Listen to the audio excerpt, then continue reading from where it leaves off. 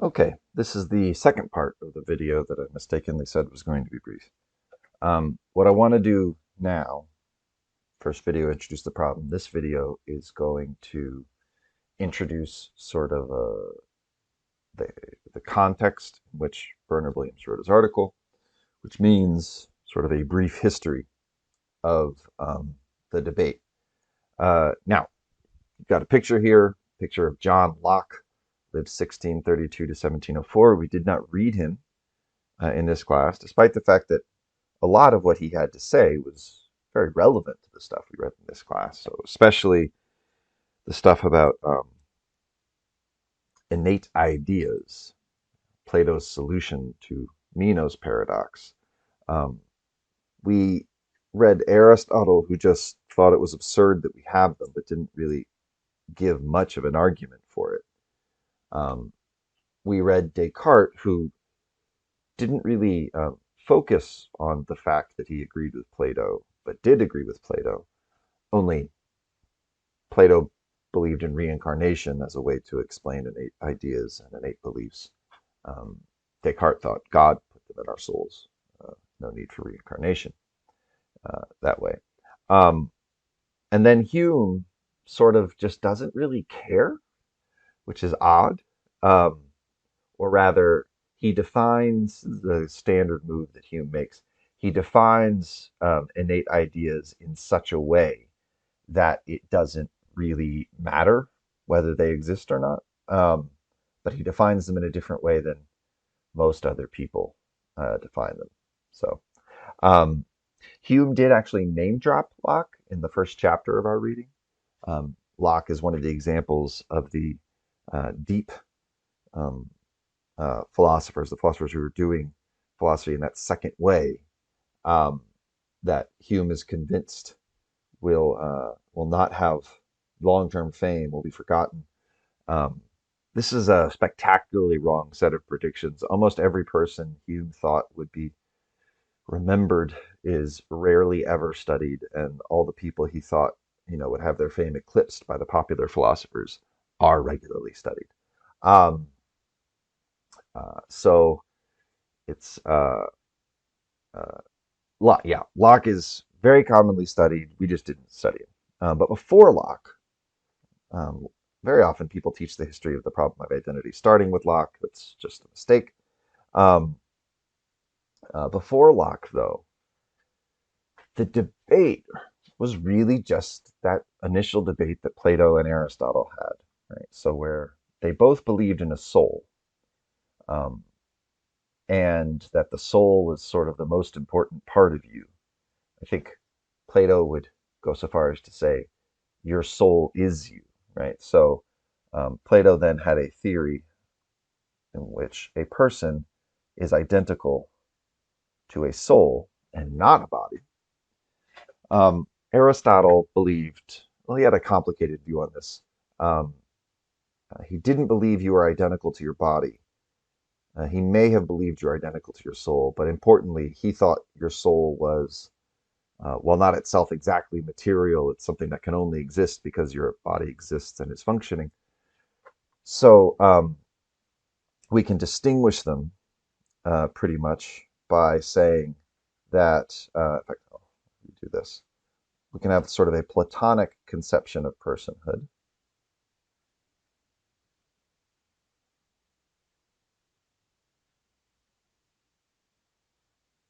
Platonic conception of personhood, what it is to be a person, where a person is identical to an immaterial soul.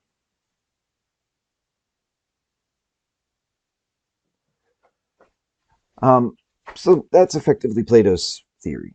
It's a little more complicated than that because in some dialogues, Plato says the soul has parts, and in some dialogues, he says it doesn't, but we can put all those complications to one side.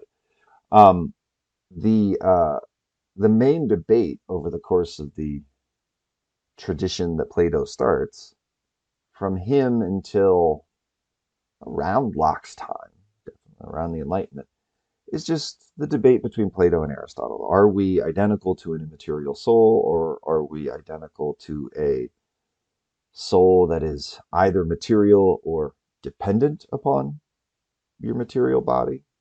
It is important to point out, because sometimes people make this mistake, that the idea of a soul doesn't already imply that it's immaterial. Some people think, like, just by definition, a soul has to be immaterial. That's not right. Um, Plato's not the first person to talk about a soul, uh, even in Greece. But certainly before Greece, people were talking about souls before Greek civilization arose. There were earlier philosophers who we don't have any of like their books, but we know effectively what they thought. And some of them thought the soul was a purely material thing. They thought it was a certain kind of air that was produced in your lungs.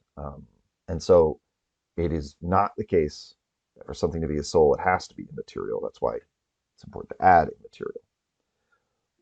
But I would go so far as to say that philosophically speaking, the dominant view after Plato was that there was some immaterial element to your soul, at least.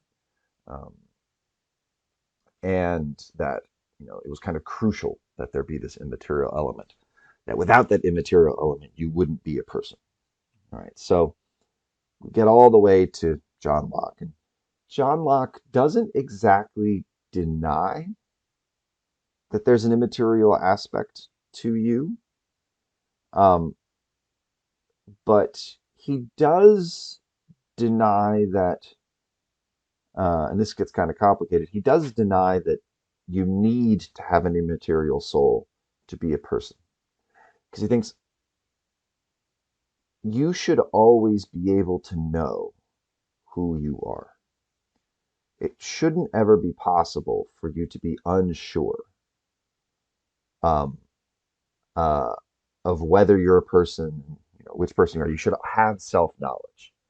And the problem for Locke was that an immaterial soul is one that we can't really know much about, because Locke, like Hume, was an empiricist. This is one of the reasons um, Hume liked Locke so much. Hume was, to a significant extent, following up on Locke. He was a more thoroughgoing empiricist than Locke was, but they shared empiricist principles. He's a more consistent empiricist than Locke was. But Locke's complaint was that, all right, we have these sort of practical aspects of personhood, right? So personhood brings with it moral significance, moral status. More importantly for Locke, it's the central concept of play and responsibility. He thinks we have to believe that we're able to know whether someone at one time is the same person as at another time, because we have to make decisions about when and whether to punish people. So, to give the kind of example Locke was interested in, suppose someone commits a murder, right? And then, at first they get away with it, and they're on the run. While they're on the run, though, they suffer some terrible calamity, right? They suffer some terrible injury. They get knocked out, and they're out of commission for, let's say, years. And when they finally wake up, they have no memory of anything that happened before their accident. They don't remember committing the crime, but they don't remember anything else either. It's not like some selective amnesia, which you would have every reason to doubt. They don't recognize their friends. They don't recognize, their family. They don't know how to do a lot of things they used to know how to do. Like, they lose a lot of their knowledge. It's almost like they're a blank slate, like they're starting over. Well, Locke thinks, you know, whether that person still has the same soul. I mean, who knows? We can't see the soul. We can't get any um, observational evidence about a soul. But here's what we can know: we can know things about their psychology. We can know that this person doesn't have the memories they used to have. Or rather, this person does not remember the things their body did in the past. We can know that people differ in terms of personality. We can know that there are changes to all sorts of psychological facts about a person. And Locke thinks that's what's really important when it comes to responsibility. If someone can't remember doing something, they're not responsible for it according to law.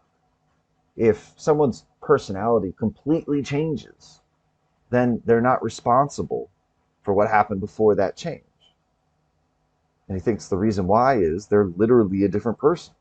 A person cannot survive, according to Locke, a complete radical change to their psychology. He focuses in particular on memory. That's what is most important to him. So Locke thinks what makes you the same person over time is not a soul, but the persistence of a certain kind of certain psychological states. Right? So a person, according to Locke, is not defined in terms of immaterial soul. What makes you the person you are psychological facts. Because Locke thinks, Hume followed him in this, we're not even observationally aware of our own soul. Not just other people's souls that we can't see, hear, taste, touch, smell. We can't even do that for our own. But what we can do is we can know about our own psychology. We can know what our own memories are. We can know what our own beliefs, desires, and values are. So if you define personhood in terms of these psychological states, then, this is an important thing for Locke, it's going to be true that you know whether you're responsible for things done in the past. Right? You're going to know whether or not you deserve to be held responsible for, the things that was done by, your body. So for Locke, a person is equivalent to some set of psychological facts, or rather, it's a little more precise to say, it is certain psychological facts that explain why a person and how a person continues to exist. But importantly for Locke, a person is not identical to their body.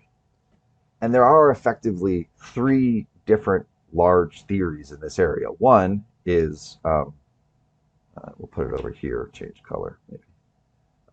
Persons can be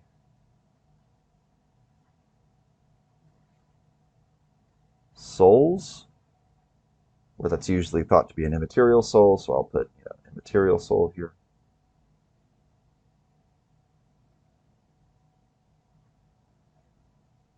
Some people think persons just are their bodies. So if you want to ask, what can a person survive? You just look to what will kill them? What will kill their body? Right? Until their body dies, the person exists. As long as the body exists, the person exists. People, in this view, just are identical to their bodies. You are nothing but your body. And then what makes Locke interesting is he introduced a kind of third theory. And the third theory basically says it is a person is some kind of psychological entity. He actually said sameness of consciousness, but he used the word consciousness in a different way than many people do now. So I'm going to ignore that for now. Now, there's a problem with Locke's view. And people put this to him right away. By the way, that example I used in class of the prince and the pauper, right, switching all their memories and all their personality traits, that's one Locke used. I don't know if he came up with it, but according to Locke, there's like a Freaky Friday situation between the prince and the pauper. The pauper wakes up one day and remembers everything that was done by the prince, has all the same attitudes, beliefs, desires, values of the prince, knows everything the prince knew, and vice versa. The prince wakes up knowing everything about the pauper and doesn't remember being the prince. Then, according to Locke, the prince moved to the body of the pauper. The person used to be in the princely body and is now in the pauper's body. And the person who was in the pauper's body has now, in a sense, moved to the prince's body. Right? Now, a clear problem with Locke's view. I mean, one clear problem is just that memory can't be the whole story, right? A person who kept all the same information in their memory, but sort of understood it in very different ways, had completely opposite emotional reactions to the things they remember, who had all sorts of different beliefs and desires and stuff like that. It would be weird to call them the same person. Similarly, right? It seems like you can lose a lot of memories, but if your personality stays the same, we're going to say probably that you're the same person. Um, but the problem that was sort of a bigger issue for Locke was one about change over time, which is what his theory is supposed to explain. So suppose Locke's right, and two people at different times are the same person. And here I'll write it down so that I'm not using my hands here. Um, whoops, there we go. All right, so suppose Locke's right, and you've got two people. Right? You've got x, we'll call it x sub 1 and x sub 2. X sub 1 is alive at time t1, and x sub 2 is alive at time t2. According to Locke, according to his theory, x1 is identical to x2 when it's the case that x2 remembers being x1, remembers doing the things x1 did. There's a memory link there. Right? Now, x1 can't remember what happened to x2 because at x1's time, that hasn't happened yet. So this is not like a symmetrical relation, which is on its own a little weird given that this is the identity sign. There's a whole bunch of philosophical puzzles about that aspect of it, but I'll forget that. But this kind of makes sense. If x2 can remember being x1, I mean, that's exactly the kind of evidence you would point to if for some weird reason someone were to challenge whether you were the same person who walked across the stage when you graduated high school. You would probably first one, I remember graduating from high school. Of course that was me. I remember that event from that perspective, from the perspective of the person who walked across the stage right after the name I currently answer to was called. So it makes sense. It's not silly. Locke's theory. He faced the following problem. Suppose that x2 does remember being x1. Remembers doing the things x1 did. Now let's introduce x0. Right? Let's say x0 lives at time 0. Now, right, let's suppose x2 does not remember being x0. Let's say x2 is 20 years old, right? And x1 is, let's say, 10 years old.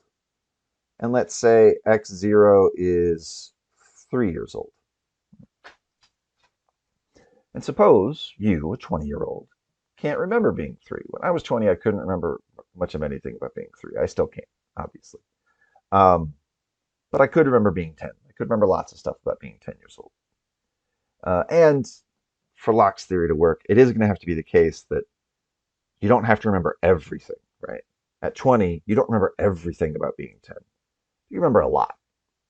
And there has to just be some threshold. Right? Maybe it's in terms of percentage. Like if you remember 50% of the things that happened to x1, then that counts. Maybe it's 60% or 70%. Whatever the level is, the idea is there's a certain level of similarity there, or a certain level of memory of the events that x1 sort of experiences or has just experienced or things like that. So let's say x1 is x2 because of that memory link. Let's also say x1 can remember being 3, right? Can remember everything that was happening or enough of what was happening to x0 so that x0 is x1 and x1 is x2. Seems like you put those two things together and you should be able to get x0 is x2. The problem is that x2 can't remember anything about x0. So according to the theory, it looks like x0 can't be x2. Now, this is not a huge problem. This just requires a little tweak to the theory. Um, and the eventual theory that people came up with over the years of discussing Locke's original idea is that you need to have, if there's going to be, if you've got two people at different times, right? If you want to say they're the same person, what makes them the same person is a certain level of psychological similarity between them, or a set of connections, right? So let's suppose, right? Um, we can even set it at a very high level. Let's take x 1.9. Let's say x 1.9 is 19. And let's say x sub 2 is extremely psychologically similar to x 1.9. Basically, you're very psychologically similar to how you were at 19, or if some major thing happened to you, between now and then. Make it x 1.99. So this is like you a few days ago. You have a high degree of psychological similarity. Your beliefs are probably very similar. Your desires are probably very similar. Your dispositions to behave in certain way, your habits are very similar. And you remember almost all the exact same things that person remembers. So let's say x 1.9 and x2 are so similar, right, that they meet whatever standard you might set for psychological similarity. So that x2 is obviously identical on this psychological account of personhood to x 1.9. And then if you want to ask whether x 1.8 is identical to 2, all you have to do is show that there's that high degree of similarity between 1.8 and 1.9. Once you have that, right, if x2 is highly similar enough to x 1.9, then and x 1.9 is highly similar to, psychologically speaking, to x 1.8, then you can say that x2 is identical to x 1.8. So the idea is what makes you a person, the same person over time, over changes, including psychological changes, is that there's sort of a chain of psychological similarity between you now and that person. So even though I don't have any memories from being a 1 year old, and I probably don't have much of any psychological similarity at all with them, because at one, like the 1 year old me was very similar to 1 year old and 1 day me. And 1 year old and 1 day me was very similar to 1 year old and 2 day me. And 1 year old and 2 day me is very similar to 1 and 3 day old me. You see how this goes. There's an interlocking chain of psychological similarity. And that's what makes one person, that's what makes them one person over time. All these people at different times are all one person across that time because of this chain of psychological similarity. This is often called the psychological criterion of identity, but it's really best thought of as like the psychological account of what makes you a person. What makes you a person is having certain kinds of psychological states. What makes you the particular person you are is a certain chain of connections, psychological connections over the course of your life. This would then imply that there are, some things that could that could happen to you that wouldn't kill your body, but would destroy you as a person. Right? So a famous example is Phineas Gage. I think he was alive in the 1800s. Basically, a big metal rod went through his head, and after he somehow survived, after the metal rod went through his head, he started behaving very differently. His personality changed completely. He didn't know a lot of things that he knew beforehand, um, and people described it as he was a totally different person. Well, this theory, this psychological theory, which is sort of a descendant of John Locke's theory, that says you should take that literally. That's not them speaking metaphorically. That's literally a different person. The body of Phineas Gage survived the big metal rod going through his head, but the person Phineas Gage did not. Similarly, if you were to suffer severe enough amnesia, right, on Locke's theory, you wouldn't be the same person as the one before the amnesia. for this sort of fuller picture where we're not talking just about amnesia, we're talking about sort of all the psychological states that you have. Um, and, as long as you're similar enough across the board psychologically, your identity is maintained. That's still going to allow that, like, someone who enters a permanent vegetative state, you know, it's still the same body as the person who existed before whatever made them go into a coma, but that the person is gone. Um, in fact, on this theory, it seems like if a person has gone into a permanent vegetative state where they're not thinking at all, they're not feeling, that they're not a person at all anymore. They're just the body of that used to be a person's body. All right, so this is the psychological theory. When Bernard Williams wrote his article that I've asked you to read, the psychological theory was almost universally accepted in philosophy. It was basically the psychological theory, or some holdouts who believed that what made you a person was just you had the same soul over time. Right now, the soul view is it's a little bit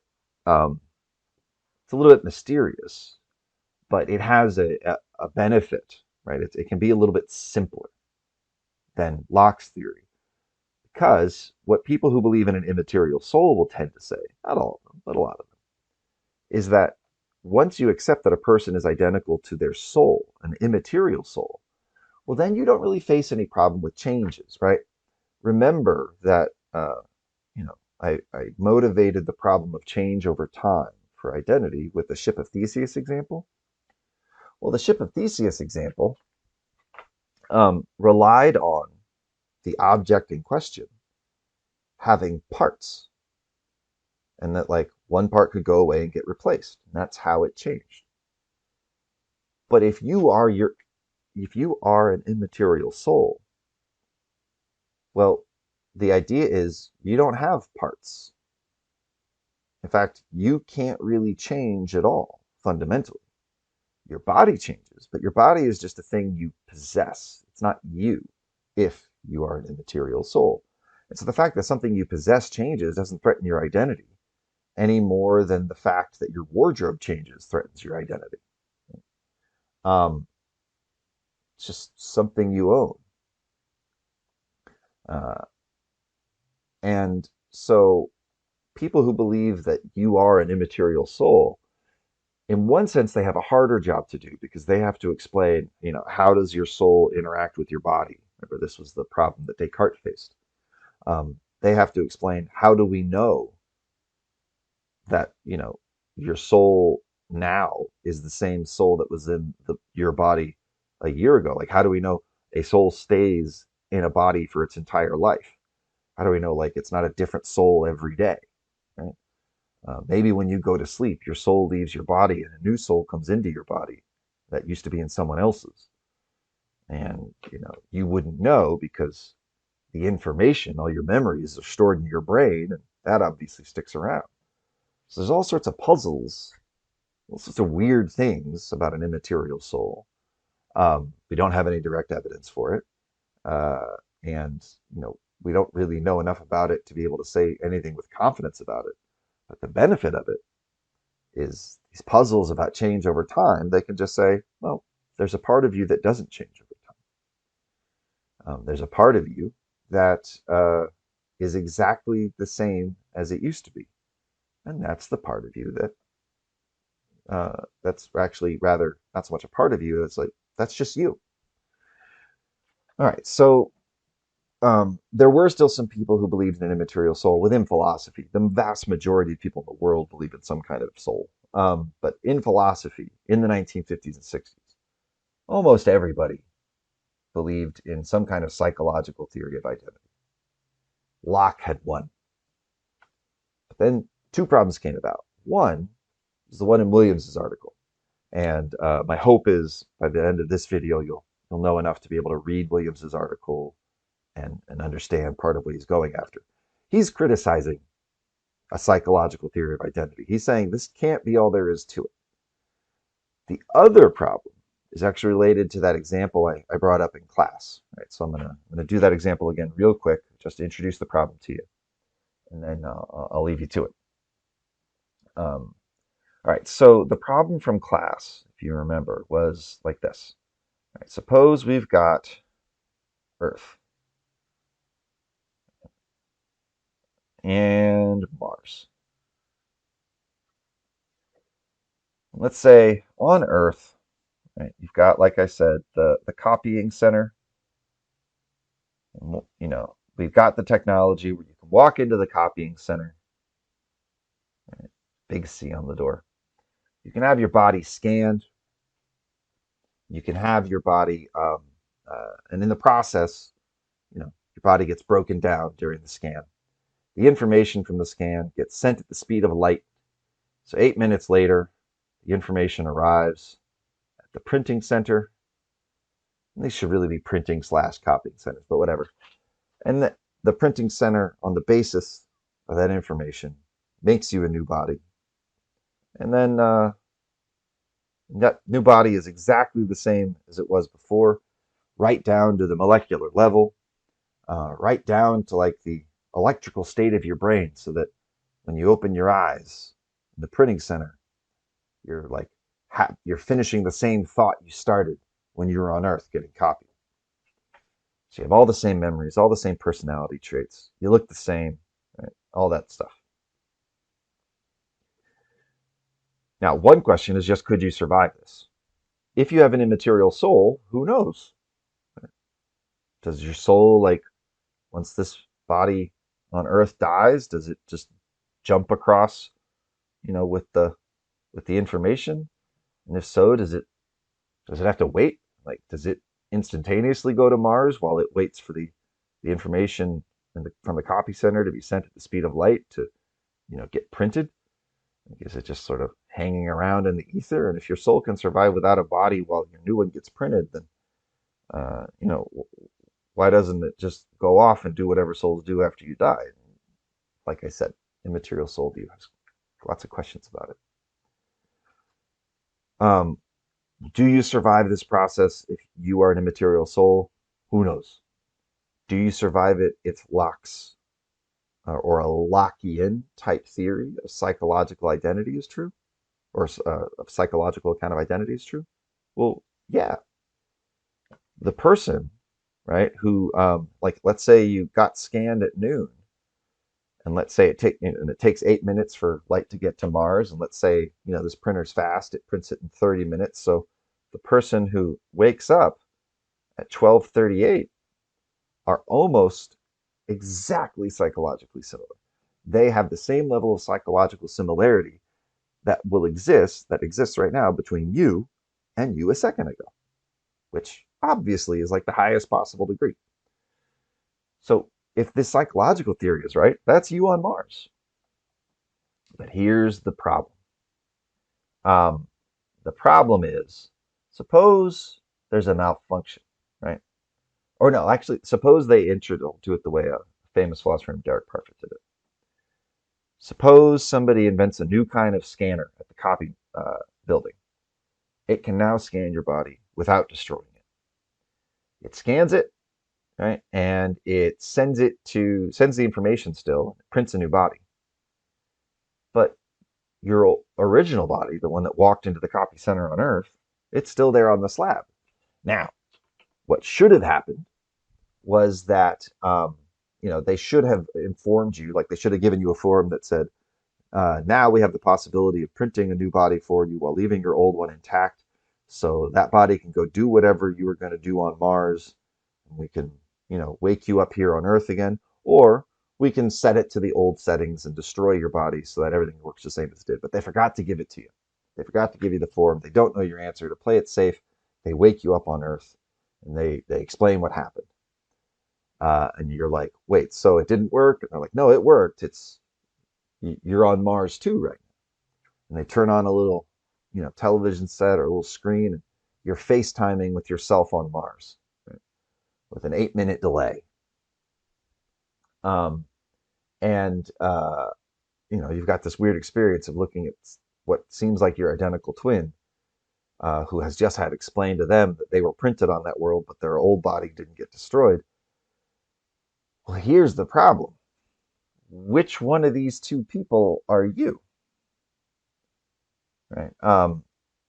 Let's draw a couple lines. Right? So let's say the green line represents the history of, whoops, let's actually try to draw a straight line.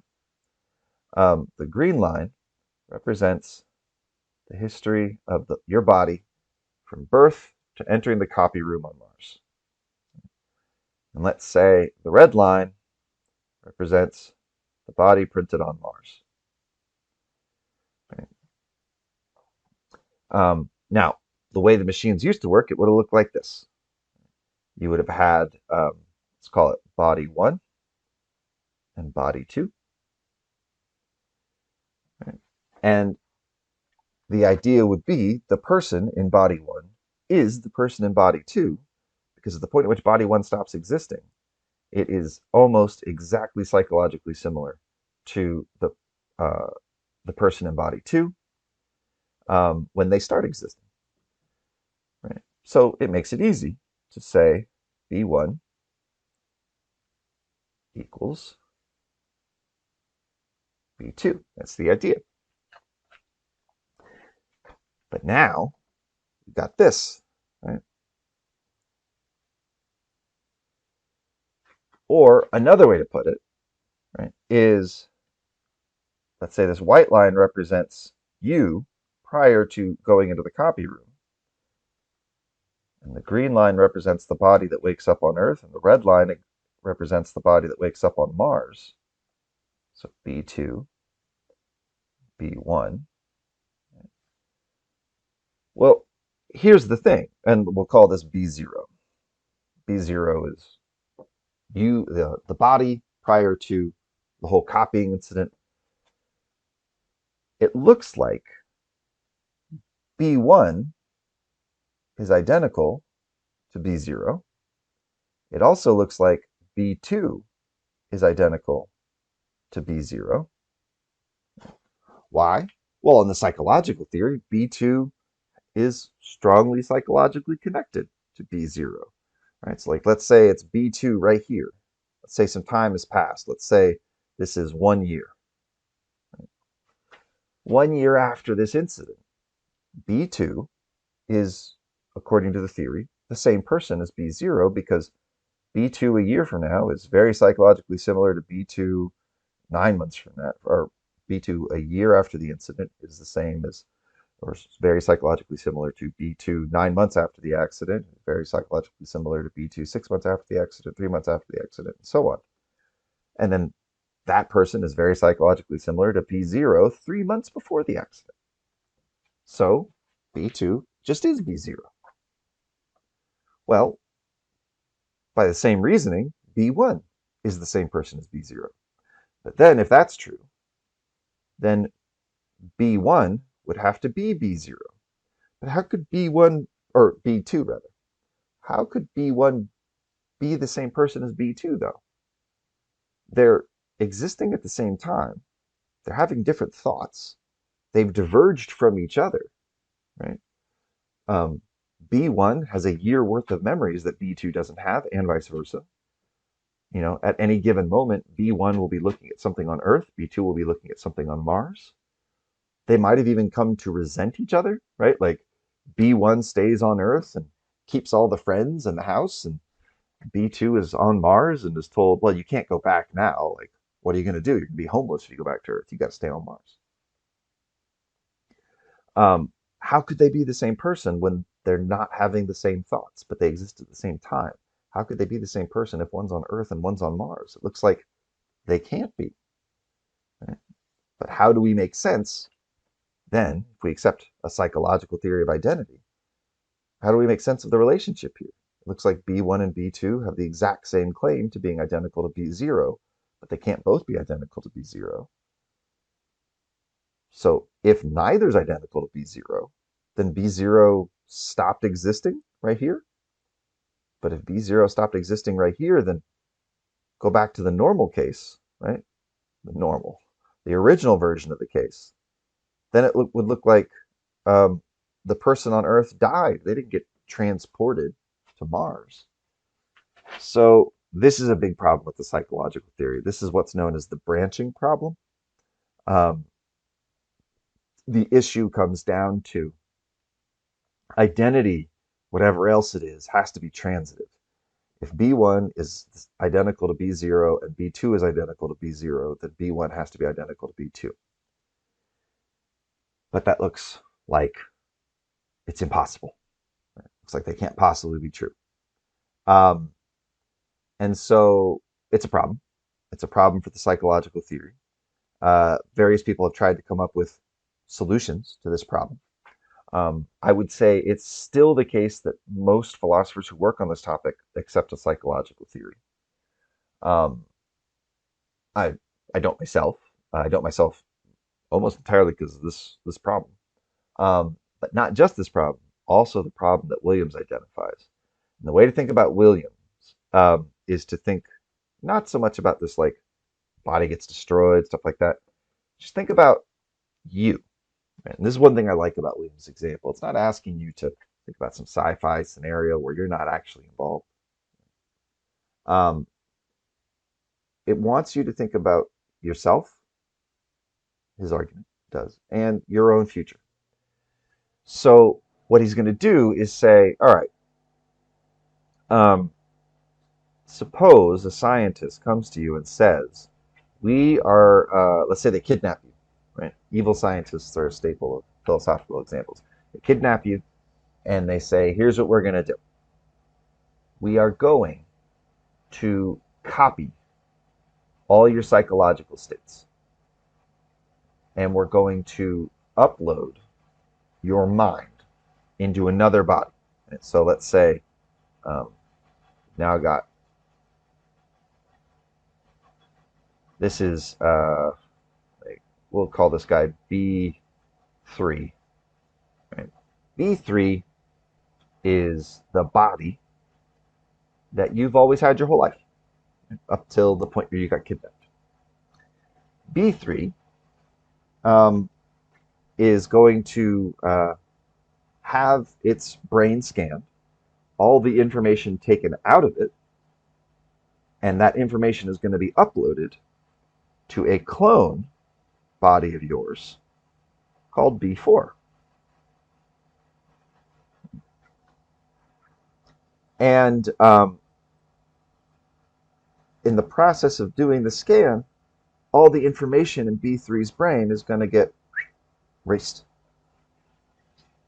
And you can, let's say, some fake information is going to be uploaded, right? A fake personality, fake memories, all that stuff are going to be uploaded into B3.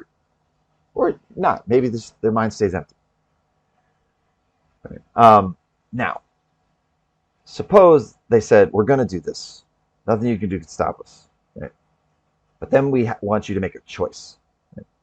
You, right now, before this happens, before your brains get scanned and stuff like that, we want to ask you, which of these two people, right, after the procedure's done, which of them do you want to get $1 million? We're going to give one of them $1 million, or make it any amount of money, $1 billion. It can go to B4, who is going to be exactly psychologically similar to you right before the transplant, or the uploading, the downloading, uploading of the mental, the psychology that you have. Or we could give it to B3, which that body has existed for, that was the body that was born. That's the, the body that grew from the point you were born until, we kidnapped you. Which one of them do you want to give $1 million? And ask yourself that question. Oh, which one? And I think most people want to say B4. And then they ask, which one do you want to be tortured? We're going to torture one. We're going to give $1 million to another. And then you're supposed to get your answer, right? You're supposed to ask yourself that question. Here's what Williams thinks. A lot of people are going to say, give the money to B4 and give the torture, right? It's a knife. They're going to torture you with it. They're going to cut on you with a knife. It's a terrible looking knife. I don't mean like a scary knife. I mean, it's a terrible drawing. So like maybe we'll have hammers, right? They're going to hammer you. Uh, this is also a terrible hammer. They're gonna hammer you. They're gonna cut you. They're gonna pour acid on you. Right? All sorts of bad stuff's gonna happen to that body. Most people are gonna pick like this. Right? They're gonna say, give the money to B4 because that person's gonna have my personality. Or remember, it's gonna be me. And torture B3. William says, okay, all right, cool. That's your answer. Now I want to give you a different scenario. Um, the scenario is this, right? We're going to uh, uh, erase, we're going to kidnap you, and we're going to slowly erase your mind. We're going to take all the stuff in your mind and we're going to get rid of it. And then we want you to decide what you would like to have happen to you after we do this. Would you like to be given $1 million or would you like to be tortured? Right? And most people are going to say, I would prefer not to be tortured after being rendered an amnesiac with no personality. Maybe you could give me $1 million to make it up to me. And part of what Williams wants to do is show you that how you think about your future is going to change based on the way we tell this example. But what he's really going to point to is on certain ways of describing some of these weird sci-fi examples, you're going to identify with B4. Some of them you're going to identify with B3, which has no psychological similarity to you at all. I haven't done his article justice. I didn't intend to. I just wanted to lay out, here's a separate problem. I want you to read it and try to understand it on your own without me telling you everything about it. But I don't think you would understand it without the background of the topic in general and without the background of the theories he's objecting to. The point of his article, it's an important thing I think to realize about Williams, is he wants to make people question this idea that who you are is entirely determined by this psychological connection view. He's trying to place some stress on that by asking you to think about this in the first person case and think about it as not something that's already happened, but something that's going to happen in the future. Read his article with that in mind, and I'm hopeful that you'll understand it.